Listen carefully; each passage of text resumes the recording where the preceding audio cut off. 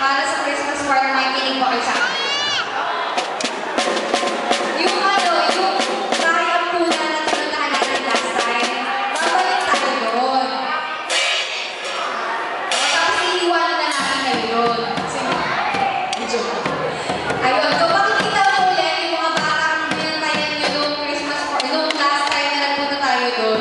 So ngayon, maliban sa presensya nyo, kailangan namin ng tulong pinansyal. Pwede kayo mag-usama ng mga taga-ibang church. Pwede po kayo sumama mo.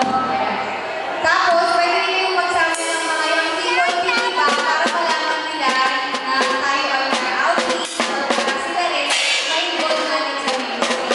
Kaya, upo ka po. Ay.